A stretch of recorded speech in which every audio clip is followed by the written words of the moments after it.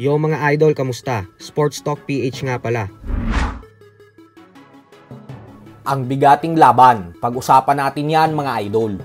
Ngunit bago ang lahat ay huwag kakalimutang mag-subscribe at i-click ang notification bell button for more sports talk. So sunod-sunod nga po ang mga bigating pasabog na naganap ngayong araw sa mundo ng boxing. Ito po ay dahil bukod sa official announcement ng Mike Tyson versus Jake Paul kanina na nakatakdang ganapin sa July 20, ay isa pang bigating laban ang pumutok na balita. Ito po ay dahil muling naimbitahan ang ating pambansang kamauman ni Pacquiao na manood sa Saudi Arabia ng bigating sagupaan bukas sa pagitan ng former Unified Heavyweight World Champion Anthony Joshua at ng former UFC Heavyweight World Champion Francis Ngannou. At habang nanunood si Pacquiao sa official and final weigh-in ng dalawa, ay nag-cross ang landas nila ng undefeated welterweight knockout artist na si Conor Benn sa venue. At dito nga po ay nagkaroon sila ng pagkakataon na mag-face off at magkwentuhan. Dito na ibinunyag ng magkabilang kampo na nasa seryosong negosasyon na daw sila. Ayon mismo sa promoter ni Ben na si Eddie Hearn, ay ginagawa na daw nila ang mga hakbang upang maganap ang bakbakan sa pagitan ng isang legend na si Pacquiao at ng isang batang gutom na leon na si Conor Benn.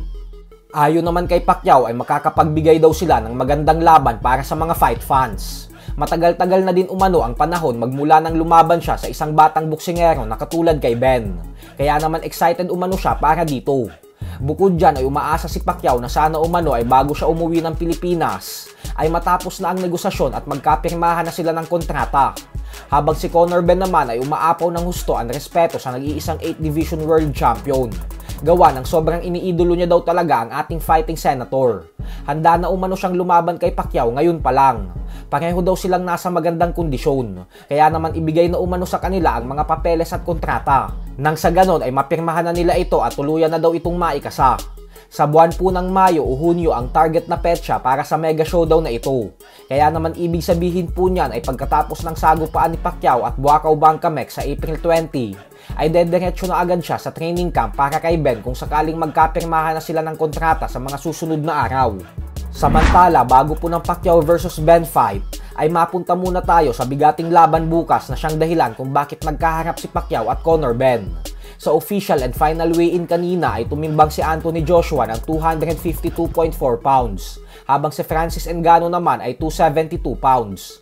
Excited na ang lahat ng boxing fans sa bakbakan na ito dahil sa ipinakitang performance ni Ngannou sa huli niyang laban kontra kay Tyson Fury, kung saan nagawa niya pa itong pabagsakin. Kaya naman binibigyan din talaga ng mga fans ng tsansa si Ngannou na manalo kontra kay Joshua. Lalo pat kilala si Joshua sa boxing na bagamat may malakas na suntok, ay may kalambutan din naman ang panga nito. Ayon naman kay Ngannou ay handa na umano siyang gulatin ang buong mundo. Lalo pat pag nagawa niyang matalo si Joshua bukas, ay magkakaroon siya ng pagkakataon na mapalaban sa isang world title fight. Ito po ay dahil ang mananalo sa laban nila bukas ay ang siyang lalaban sa mananalo sa undisputed title fight ni Tyson Fury at Alexander Usyk. So hanggang dito na lang po muna tayo mga idol.